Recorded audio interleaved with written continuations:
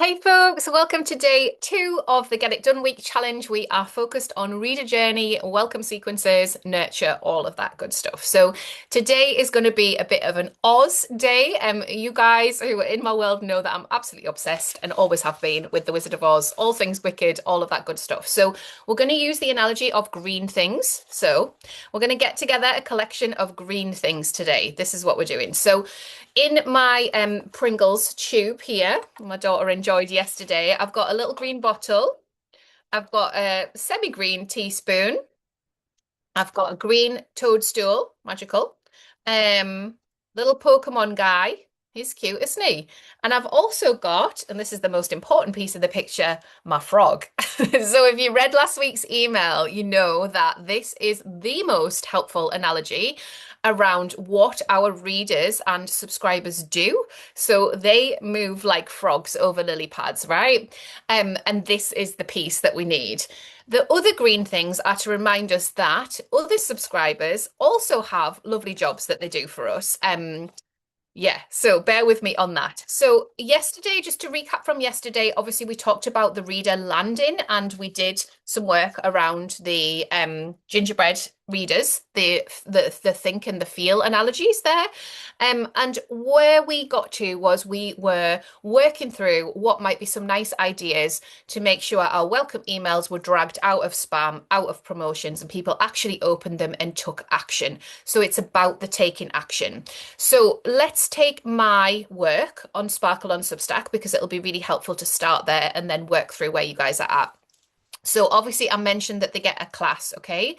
So one of the things that is really helpful because we don't get data in Substack to be able to track welcome emails is that if I change that class to be hosted on my website instead of just giving them it inside of YouTube, it means that I can track what is happening with those welcome emails. If I make sure that I articulate at the bottom of every post and on my about page and on my hero post, there is a free hour-long class, like really valuable, you know? So it's a free hour-long class or it's a free masterclass, it's 2 hours, whatever it is. If I articulate that and give the link for them to sign up for that via my website, then I know that that is happening. So that's a piece of data that is really, really important as a business owner to understand. I can also check the views on YouTube, right? So like that's not the only way. There's loads of different ways, but I want you to understand how you're going to check the metric of if they are taking any action from your welcome email. And this is where it's really, really helpful to not do the overgiving thing and give people too many things to do. We want to give them one action in the welcome email, one piece of value led by one action. Okay.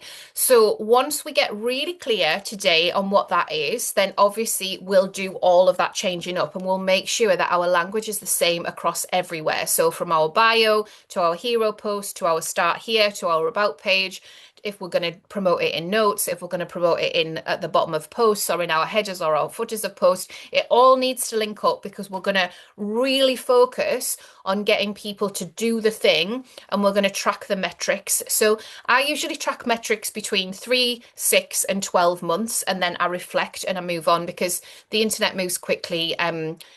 Things happen, people change the way that they consume.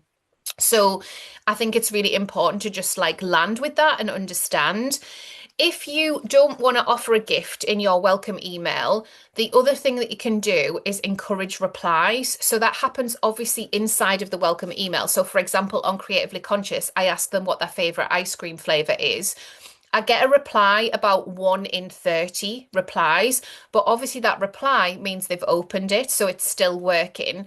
I would love to make that more compelling, that welcome email. So again, that is on my list for this week. I'm like, I've got this emerging to-do list that I'm going to work on because I used to get more replies about the favorite ice cream, which means that people aren't seeing it because my data analysis brain can tell me, yes, people are overwhelmed. Yes, people don't want to reply. Like there's all of that in the mix, but there always was. So probably the probability of what's happening is it's going to promotions, junk or spam. And that's the thing that we don't want. So let's use our green things. If you want to pause the video and collect a few green things from around your house to help with you understanding what is going to happen. So if This is so fun. So if this, say, is a container for your work, so this is like a whole Substack publication, the reader subscribes and then they're in the container. Okay. So the next time they hear from you, it might be it's a weekly email. You send an email every Wednesday or every Sunday or once a month. So that's going to be the next time that they get to understand what you're about. So that's like a big green tick. You've reconfirmed that they're in the right place. It's a really resonant email, they might read it and they might think, great. If they're reading in their email inbox, it'll be very difficult to get them to come in and comment. So it's more magical when someone has downloaded the Substack app, which you can ask them to do. Okay. So the difference between this person that just sits on your list and is really happy to receive, and this person who's like, well, hey, like magical is the Substack app. So if you want to say to them or put the Substack app button in your footer, that's what I do. And it obviously does have more people replying to me than if I hadn't have done that when I first started the work on Sparkle. So quick tip there. There's also the piece of explaining to them, and this is another container piece, so let's use the green bottle for this. There's another piece of explaining to them about what Substack is. So people get confused because it's not like a Flowdesk or a MailChimp or a MailerLite or a ConvertKit email system.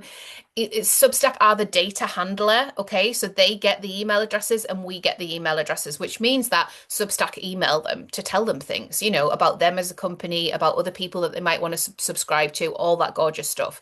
So sometimes that's all going in and people are like, wait, what? Like, I just wanted to subscribe to this best-selling author over here and I don't understand why I'm getting all of this stuff. So again, it's the education piece for that and making sure that that is done early doors. So looking at whether that should be in your hero post, your about page, your welcome email, depending on where you are bringing people in. So if you're bringing people in from LinkedIn or Instagram or anywhere else, really, there's a piece of education that can be really, really helpful for people around, we're hosting this on Substack. These are the reasons why. This is what it is.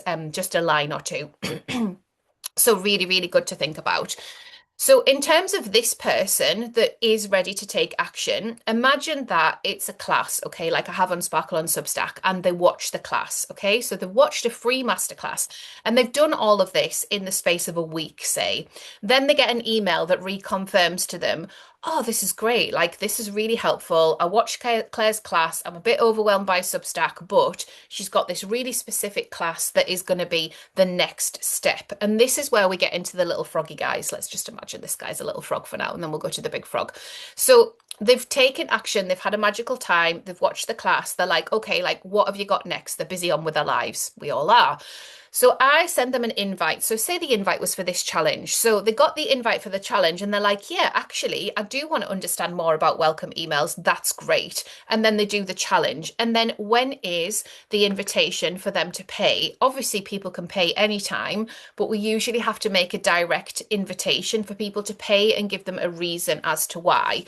So this is a money box. So when you turn this round, it's almost like thinking like the tokens going into this frog, which is a bigger container for your work and more ready and more aligned to do the payment piece or to work with you in other ways. This is the focus, right? Because all of this will happen anyway. So you can focus on it and you can do the strategic things that help this little journey, just so you can see that can help this little journey. But this is the guy that we need to feed the tokens to, and we need to understand, okay, like if we are business owners, if we are keen for more paid subscribers, this is the guy that's going to help. So this is the guy that needs more nurture. He's got the capacity for it. We just need to do the nurture.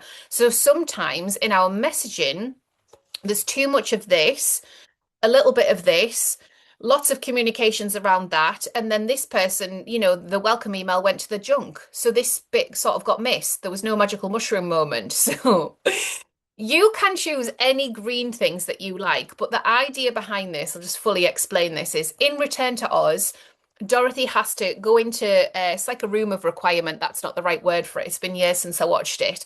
But Dorothy has to go in and figure out what she needs to touch. And it turns out that it's all green things. So green means go. Green means that people are taking aligned action. People are listening. People are absorbing. People are taking classes. People are sharing your work. All that gorgeous stuff. They're getting to know you. They're on the nurture timeline. It's all working. But it's only this person that is going to be ready to pay. So all of the things that we can do within the Substack network are really important for this guy because if they are, say, brand new to Substack, they don't understand it. I'll give you an example. So I was chatting to someone on Instagram that I'd been in a mastermind with, lovely person. And she was really keen on Substack education. So she bought a subscription to Sparkle on Substack through the app, which means that her relationship with that was with the Apple Store. But she didn't realize she was already a free subscriber on my list through her other email address. And then she paid again. So the bit of Substack education had got missed because she'd clicked on a link through my Instagram stories. And then obviously it got missed. She's like a busy mum and all of that. So we had to sort of untangle that piece. But that happens more times than not if you have a bigger audience. You're always trying to sort of untangle that stuff for people. So it's far better to do that piece of education and explain and comfort people in as much as sort of saying, okay, like this is the piece. So I email every Wednesday, or I email once a month at the start of the month, or he'll find articles on the slow lived life. He'll find articles on allotment gardening. He'll find articles on taking care of horses. People like the familiarity of being able to understand when you email and what you're about. And because people are building this parasocial relationship of us and who we are, it's even more important to have that congruent nature to you bringing your work online, because if there is a values clash at any point, obviously all of these people are just going to leave. They're just going to leave because they're like, oh, I thought I was subscribed to something here and this is not at all what I signed up for. So from the off, this is where, going back to yesterday's video, you being wholeheartedly yourself is the best move for working online. Obviously, within all of that, you can protect your peace, you can protect your sanity, you can have a personal brand, all of the things that I talk about inside of Sparkle on Substack.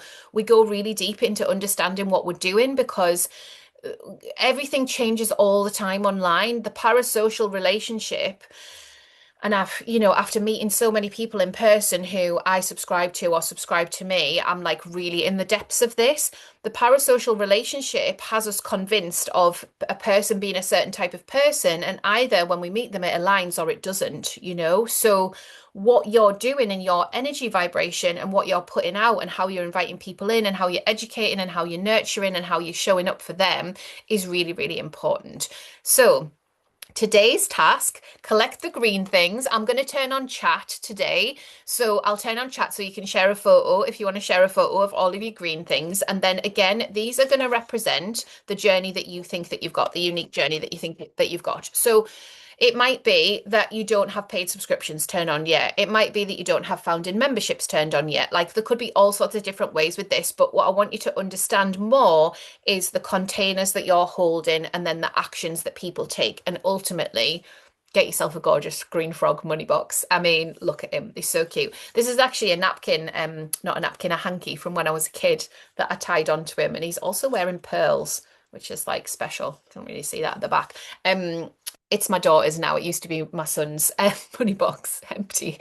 But it can just be really, really helpful to think about the capacity that we're building in our little froggies, who are our readers, who are our subscribers, who then will be nurtured into paid, and the nurture sequence that's going on with all of that.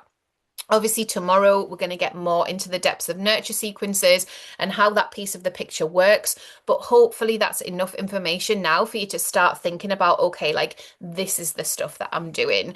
It's also really helpful to think about these in terms of notes or other social media you're using and that container that you're building in terms of what you're doing here on Substack and why people should feel invited over. Great. Okay, I'm looking forward to seeing all your photographs. Please share some. I'd love to see what comes up for you and how this analogy lands. And I will see you again tomorrow.